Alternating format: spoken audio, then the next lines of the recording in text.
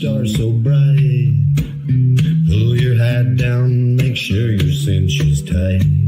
Horse is kinda snuffy, cold chill up your spine. You'll get your ass moving, son, we're burning daylight.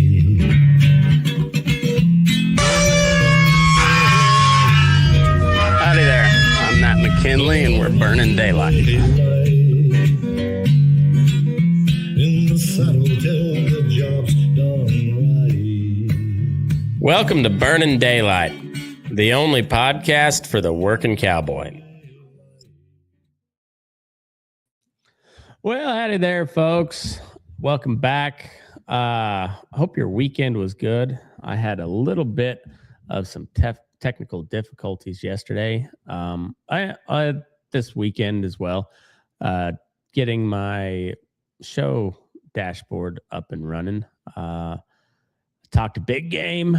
Turns out it wasn't quite up to snuff, but I think we got a lot of it fixed. Anyways, this is the Friggin Farm Ranch Report for Tuesday, April 7th, 2026. And we got a board that's trading more headlines, and we got some weather maps and DC drama all at the same time.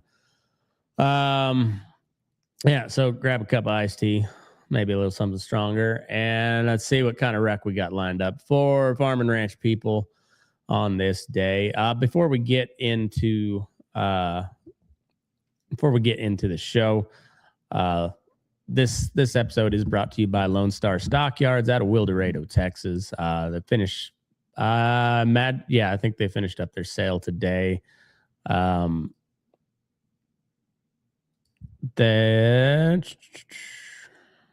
Never mind. I had there we go. Hold on. Now we're cooking. We got something here. All right. Looks like they ran 1,160 head, 68 head through today. About 80% of them being feeder cattle, 937 head. A handful of slaughter cattle and 206 head of replacements, almost 18%. Compared to last week, feeder, steers, and heifers traded mostly 10 to 20 higher, with the exception of the 900-pound cattle, which were steady. Steer and heifer calves were sharply higher on a light test. Trading activity was on very good buyer demand. Quality was mixed, with the majority of trade coming from plainer cattle off of short wheat. Any open cows that had the potential to return to the country was bought to rebreed. And as a result, slaughter cows and bulls were too lightly tested for a market trend. As you can see, only 25 head for slaughter. Hot, dry, and windy conditions have continued across the trading region. However, some much needed rain is in the forecast over the weekends. Supply included 80% feeder cattle, 45% steers, 54% heifers, no bulls, 2% slaughter cattle, most of those being cows, 52%, 48% bulls, 18% replacement cattle, 44% stock cows, 41% bred cows, 2% bred heifers, 12% cow-calf pairs, and then a handful of bulls, it looks like. Feeder cattle supply over 600 pounds was 78%. Anyways, that is Lone Star Stockyards, their sale for today. They got their spring catalog sale coming up on the 11th, so that's this Saturday. I've got their catalog here, and there was a little schedule of events. So where was I looking? You can watch and bid on cci.live and schedule events. So Friday at 5 p.m. This is all Central Time there at the Lone Star Stockyards. So Friday, April 10th at 5 p.m. was a preview of all the horses that want to be demonstrated on live cattle. On Saturday, the 11th, from 9 to 10, they have the soft preview, which is preview of general riding and opportunity for potential buyers to visit about the horse. There will be no cattle preview on the morning of the sale, and the sale itself starts at 11 a.m. sharp. So go check that out, please. Please support our friend of the show and sponsor, Lone Star Stockyards. They're good people, send you good cattle. You can call Bill Martin at 970-302-5834 or Sheldon, who's the yard manager, at 806-736-0040. All right, let's get into the show. All right, let's start with the numbers. Can't complain about the wreck if you don't actually look at it. Make sure you go check me out on Spotify, Apple, YouTube, and Substack. That's burningdaylight.substack.com. And you can go check out the dashboard that I'm working on. Like I said, it's getting pretty close to being ready to release and start promoting. So, all right. On the live cattle side, futures are still trying to hang on to the high ground. The packer is more than happy to help the cash leak lower anytime they get a headline to hide behind. Tight beef is the story, but leverage is a coin flip from week to week. Live cattle finished out at $247.30. That was up 28 cents. Feeders, historically high levels, but every penny of that is claimed to feed cost. It seems like May corn's creeping higher. It keeps a lid on how wild feeders can really run. It's not quite a get rich market, but it's really is a don't screw it up market. Hogs still kind of in the corner. Look like the kid who didn't get picked for dodgeball. Cheap pork is fighting for consumer dollars while beef tries to keep its premium. And on the grain side, corn can't decide if it wants to break out or just kind of flop around. Beans are trading South American weather and Chinese demand rumors on top of all everything else that's going on, and wheat still got big interday swings off of every war and weather headline, it seems like. The equities are bouncing around on what they say soft landing fairy tales, while the war premium in crude refuses to die. Dollar strength keeps a thumb on the exports, and every little whisper about the Fed turns into a 300-point move. So let's see, go back. So corn ended up 453 3/4. So it was down a quarter, and beans were at 1164 3/4. That was down 2. Wheat's at 608.50, so it was up a quarter. And then on the energy side, diesels. This is an old number. It says 540. That was last week. It's now like 564 for national average of highway diesel. It's I'll have to look today, but it was pushing $6 a gallon here. It's pretty rough. DAP fertilizers at 682. All that stuff's up. The prime rate on your operating loans is 7.75. Feeder finance is 8.25, 8 1/4, 7 3/4. Let's see. All right, crude it stays right there with all the Iran nonsense going on. Crude oil still incredibly high. I'm gonna put my dashboard on the screen and see if we'll put that up there.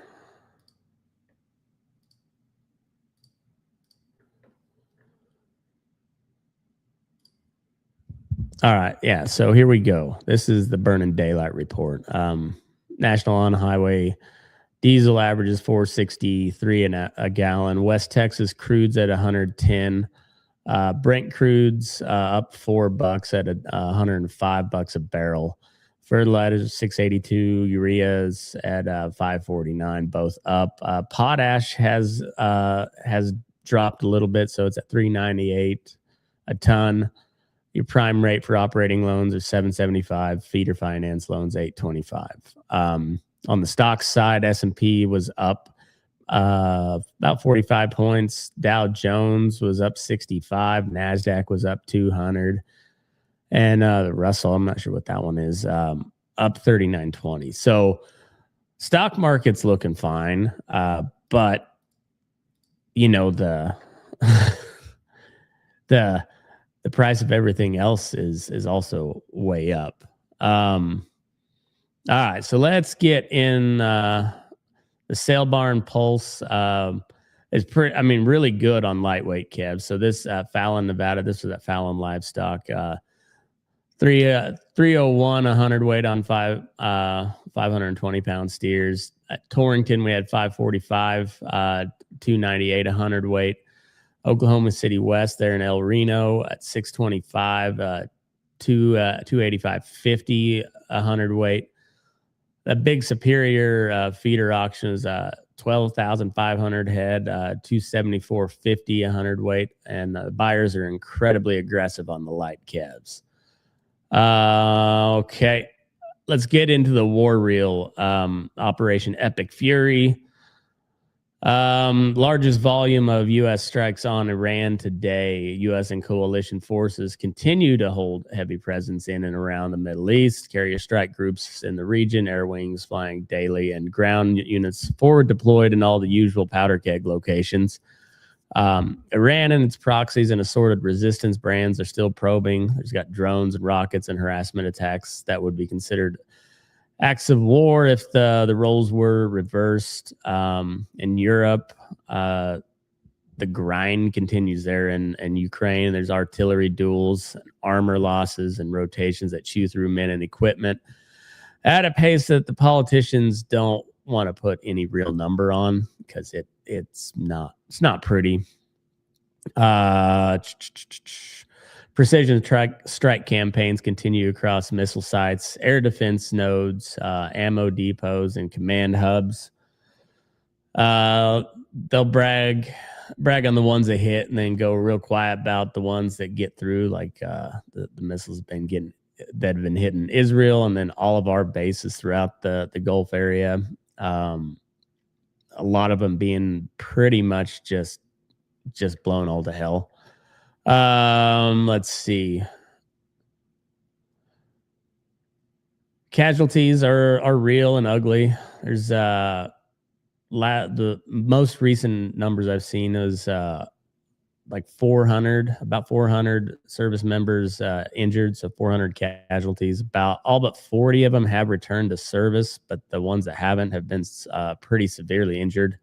So keep an eye on that. Keep all of those in your prayers, because these are all, like, a lot of them are small town farm and ranch kids. You know, there are a lot of times they're National Guard units that are deployed. So coalition losses, local forces, and civilians all stack up real numbers, and they don't ever kind of fit into a nice, neat talking point. On the intelligence community side of things, the OSINT world, Twitter accounts and others are a lot of times way ahead of what the official news that gets published, and sometimes weeks ahead. I know Daryl Cooper, the Martyr Maid, he's a pretty controversial figure because he gets claimed or accused of being a Holocaust denier a lot. I don't think that's true at all. But anyways, he was reporting about the damage on our bases over in the Middle East like a couple of weeks ahead of the major reporting from, you know, your kind of legacy outlets. So let's see. You do have to filter all this stuff for bias, because a lot of it's like Iranian state proxies that are putting it out. There's a lot of Russian bots. There's a lot of Chinese bots. There's a lot of our bots out there pushing our official propaganda. Telegram is where combat footage and raw claims are usually go first. Channels tied to Russian, Houthi, Iranian, Ukrainian, and Western aligned interests, all blasting their own version of events. And it's all propaganda, and it all can be useful if you treat them like witnesses with an agenda. So it's not all useless information. It all can be useful if you read it in the right light. Shipping and flight tracking OSINT shows real routes and shut down airspace and ships turning around or hugging the coastlines to dodge the missile zones. And that's where you can see the economic damage of this deal in real time. So everybody's selling a story here, whether they're independent OSINT guys or state-controlled TV or the Pentagon spokespeople or trusted legacy media. They all have a narrative to push, and the only thing that matters is what actually happened and who pays the bill for all of it, which is the U.S. taxpayer. All right, so escalation and risk. So every aircraft carrier group, every missile fired, every base hit adds another layer of risk premium to the oil and the shipping. Iran and its proxies still have the ability to make a real run at choke points like the Strait of Hormuz, or to keep the Red Sea and the nearby corridors hot enough that insurers jack the rates through the roof, and that in turn causes the ship owners just to reroute completely and go around the Horn of Africa. And then, God forbid, there ever be some sort of Islamic uprising in South Africa. Then you'd have a real mess. You'd have to like sail south to Antarctica, I guess. I don't know how that would work. Okay, so and then Russia and Ukraine's just a slog, just a modern day World War One. But grain, fertilizer, and fuel from that region still move under constant risk of interruption. Ukraine being the breadbasket of Europe for quite some time. And what it all means for your wallet. So on the energy side, war risk keeps a floor under the crude and the diesel. So like, don't expect it to drop under $100 a barrel anytime soon. So that's fuel for your pickup, your tractor, your irrigation pump, every semi that's on the road, and every ton of feed that's hauled to your customer or to your operation. It's all powered by diesel, which is $5.64 a gallon for highway diesel. So dyed diesel's not much better, but still expensive. Fertilizer plants and liquid natural gas export facilities near these hot routes where the war's going on feel every little bit of scare, every little scare that they have there. The cost bleeds, but that cost bleeds through to the urea and the anhydrous and the UAN. And any disruption in the Black Sea or the Red Sea shows up in wheat and corn spreads and in the basis numbers at your local elevator. And when ships detour around Africa instead of cutting through the Suez Canal, the freight costs skyrocket, and then that gets baked into your price. So big importers in North Africa, the Middle East, and Asia start paying more, which can be bullish for the U.S. exports, but doesn't always trickle down cleanly to the county elevator check. Okay. Freight and insurance wise, maritime insurance and freight go up every time somebody fires off a rocket or a missile. Even if nothing gets sunk or nobody gets killed or nothing gets blown up, every time something flies across that Persian Gulf, it takes a hit. So same volume might be flowing, but it's a higher cost, and it's a tax hidden in everything that you buy. Container and bulk rates impact the equipment and parts and any input that has to cross the ocean before it hits your farm or ranch, which is almost everything, because we don't build anything here anymore. It's one of the things that I was hopeful for in the Trump, and still am. It seems like there has been some movement towards the reindustrialization here, but in the meantime, all that shit comes from China or Vietnam or India or somewhere in Asia usually, and then even in like Eastern Europe and some of those countries. But that all has to cross an ocean to get here. So in the plain terms, like you can expect diesel to stay higher for longer than the chart logic would expect. when you catch a 10 to 20 cent drop on a quiet headline day, buy the dip. It's just a new dip. It's not meaning that we're going to keep dropping until that thing is figured out. And it sounds like we are bombing their oil export terminal there at Carg Island, I believe it's called. That's going to cause oil prices to go up even more. On the feed side, corn and byproduct feed stay pretty jumpy. Contracts and basis deals matter more now than ever. So if you're backgrounding or finishing cattle, the cost of gain math can flip on you in a real hurry. So redo the spreadsheet before you fill your pins back up.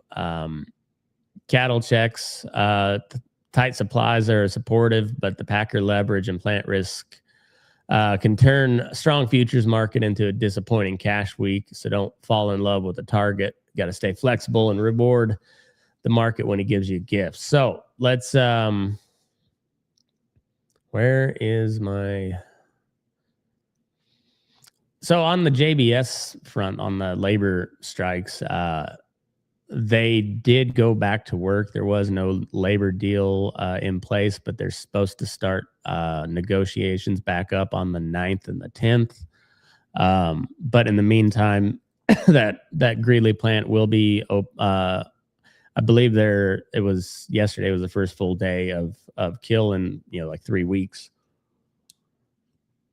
They were able to maybe pump a couple hundred head through the plant with their manager level employees, like the non-union people, but it was the suits doing all the work. And so you went from, 5,000 to 6,000 head a day to a couple hundred. So, anyways, they're back at work, no deal in place, but that means they're going to need a lot more cattle. That Greeley plant alone carries about 5% of the U.S. capacity. So about a 35 to 40,000 head pile up in the Texas, Kansas, and Nebraska feedlots. And also there was a fire in Booker, Texas apparently it was mostly like a coal cow plant. And, but they ran about 700 head a day, mostly coal cows. But it affected the whole community. There was like 94 families, over 300 jobs that were affected. And 700 head a day is not much, but when it's one of the few, places slaughtering coal cows, it does put a dent in everything.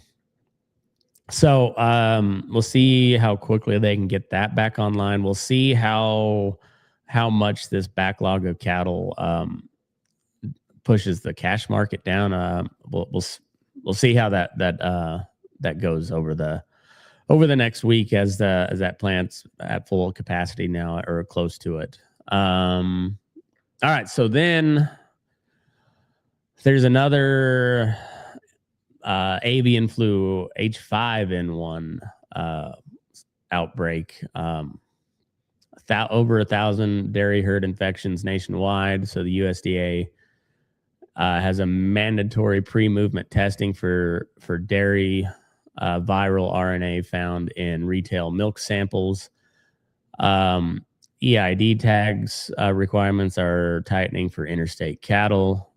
And then further on the New World screwworm in northern Mexico, the sterile fly facility is stood up in Edinburgh, Texas. So they're trying to combat that, but has been moving closer. So let's hope we keep a wrap on that with that sterile fly facility. On the bird flu stuff, the experience that I have with it was, I wouldn't say it was minimal. I mean, we had to deal with a lot of the precautions, but we didn't see a whole lot of actual cases where I was. But the home dairies that we were backgrounding for had issues with it. And I guess, well, the cattle themselves, there wasn't a whole lot of mortalities, but the milk production just dropped off a cliff when they got that stuff. So it's something to keep an eye on. But it's also another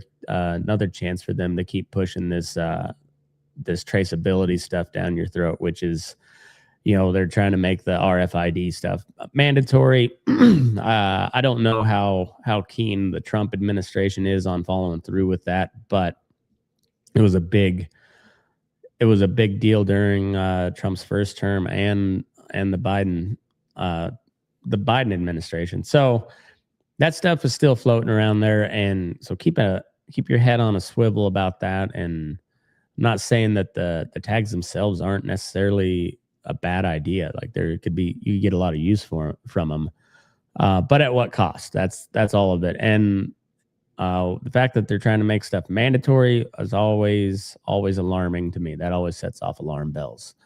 Okay, and then on the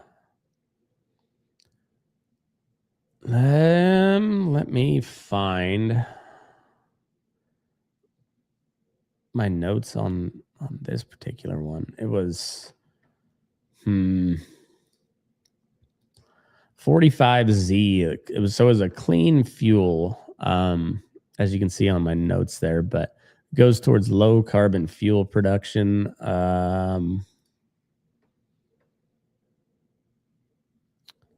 It did not.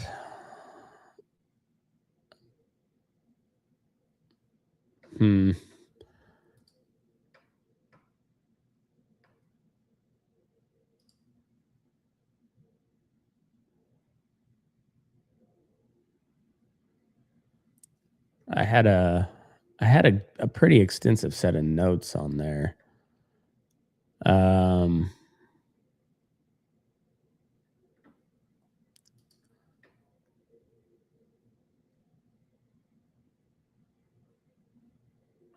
Okay, here we go.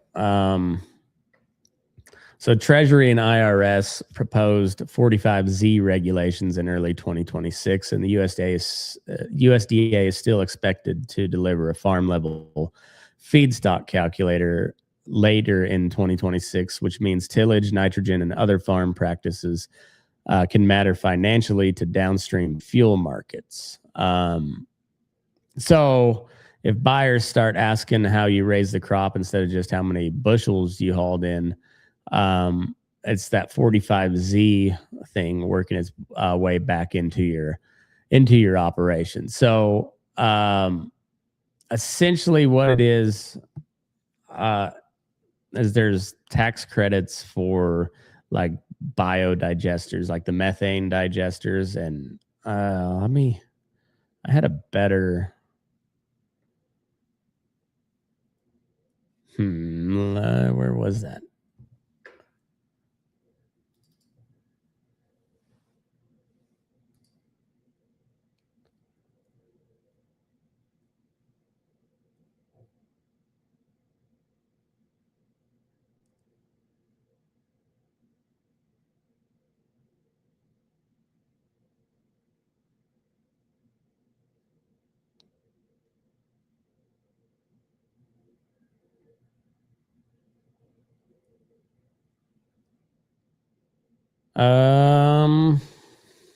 Okay, so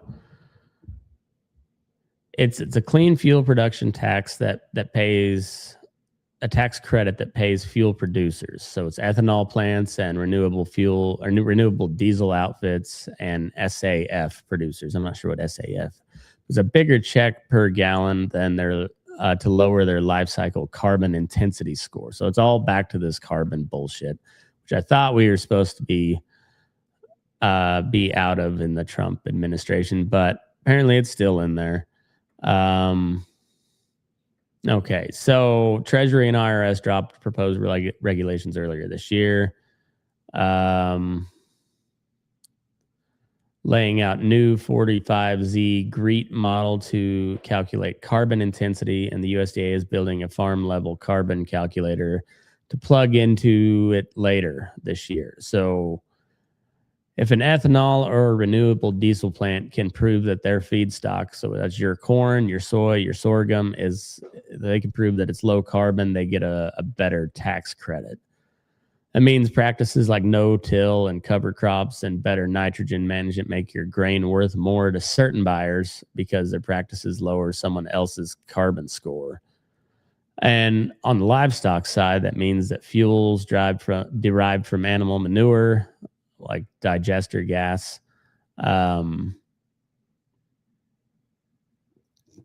turned into renewable natural gas or drop-in fuels can qualify for very low or even negative carbon intensity values. And that opens the door to manure to fuel partnerships where a packer or a dairy co-op or an outside developer who owns the digester and the credits, and you're selling waste as a feedstock instead of you're selling your manure as a feedstock to those digesters rather than paying to have somebody haul it.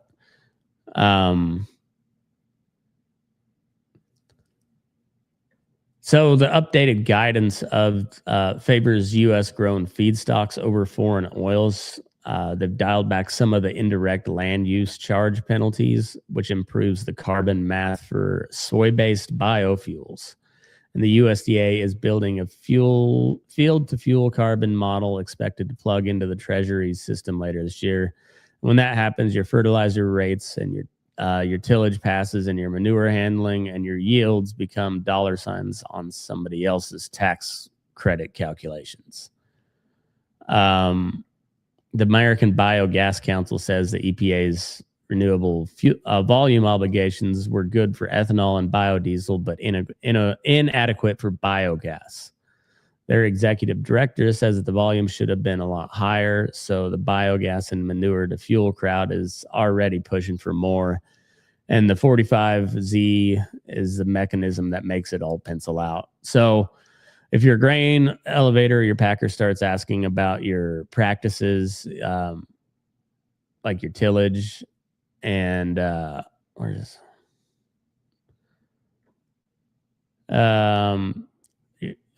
your tillage, your cover crops, or your nitrogen management, that's 45Z. So pay attention to that. One last story on Colorado, on the domestic front out in Colorado. And this is a quiet move that a lot of people probably haven't heard about, and it's good-ish. So it's a property tax bill. It's SB 26010-010. Colorado passed SB 26010, which rewrites the definition of farm and ranch in the state property tax code and formally adds pasture-based operation as a defined term. So that means if you're running livestock on real pasture, the animals have regular access to open ground and get most of their diet from grazing, and it's a legitimate business for profit. You now have a clear path to the lower agricultural property tax classification. So this matters because under the old rules, the big conventional ranches and row crop operations usually qualified no problem, but the smaller pasture-based outfits.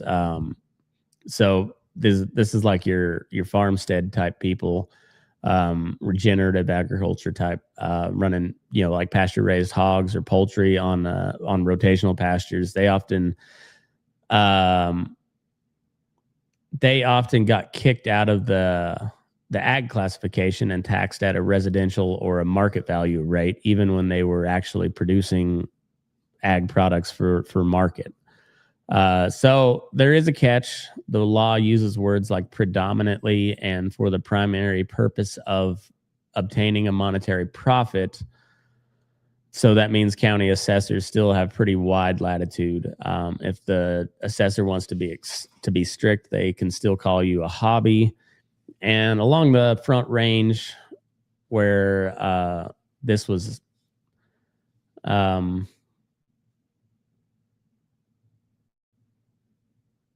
am I at? Okay.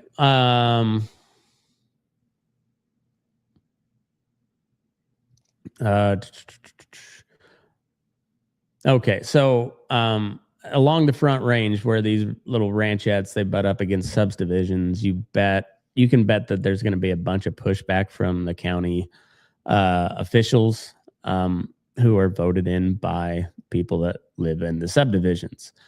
But all in all, this seems to be like a step in the right direction. It's a good move made by Denver, and they're kind of quiet about it. I don't think they really wanted to really broadcast this out there, but they did. Anyway, so kudos to them. But check on your local assessor to see whether they're gonna consider you a real farm or ranch. That's where you're gonna find the politics are still very, very real, and most of the time very stupid and gay. All right, on this day in history. So this was for yesterday. I didn't update it for today yet, I don't think. In 1917, the United States officially declared war on Germany, entering World War I. That was 109 years ago yesterday. Woodrow Wilson told Congress that the world must be made safe for democracy. 4 years later, 20 million people were dead. And now we've got a hot war in the Middle East for the third time in my lifetime. Pretty cool. Yeah, or something. Cool. April 6th, 1896 was the first modern Olympic Games in Athens, Greece. 241 athletes from 14 nations. No women competed. And all the dudes were naked. No professionals were allowed. Most events had fewer than 5 entrants, and it grew from there. And then April 6, 1974, Hank Aaron hits home run number 715, breaking Babe Ruth's all-time record. Hammering Hank Aaron. Henry Aaron received death threats throughout the entire chase. He broke the record with 2 Secret Service members assigned to him. And all because a black man from Mobile, Alabama was better at hitting a baseball than anybody else ever was at the time. But he took it all in stride and just kept on plugging. Really, really a great baseball player and just a stand-up guy. On the sports front, Michigan captures their first NCAA college basketball championship since 1989. They defeated UConn 69-63. I watched the kind of the tail end of it. I bet I bet UConn to cover the spread at halftime. It was 8.5. Got that done. So good on them.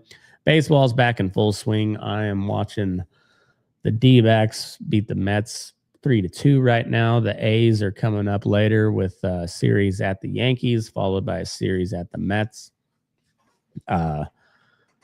Easter Sunday was pretty cool. We were watching the A's play. They're finishing out the rubber match for their home opening series. They won it 12-10 on a 3-run walk-off homer by Brent Rooker in the bottom of the 10th. Pretty good way to close out their first little homestand and on to New York. So that's all I got for the Friggin Farm and Ranch Report for today. Hope y'all had like I said, a wonderful, wonderful weekend, and have a good rest of the week. We'll be back tomorrow with another episode. Getting this all dialed in, and it's starting to work like it should. So we're getting there. We'll be there. We'll be back tomorrow, and we'll see what other bullshit the world has to throw at us. But in the meantime, move your ass. We're burning daylight.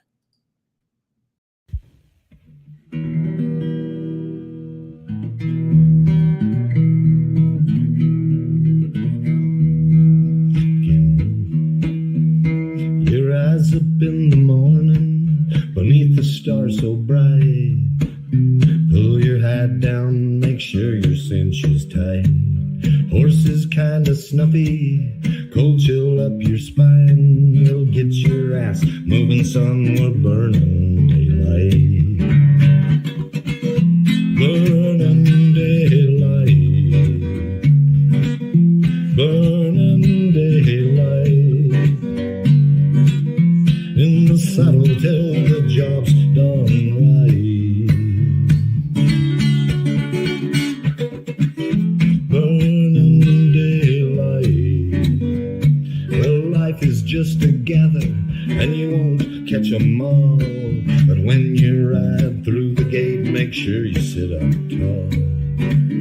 see the horizon, it's looking pretty bright. Well, get your ass moving, son, we're burning daylight.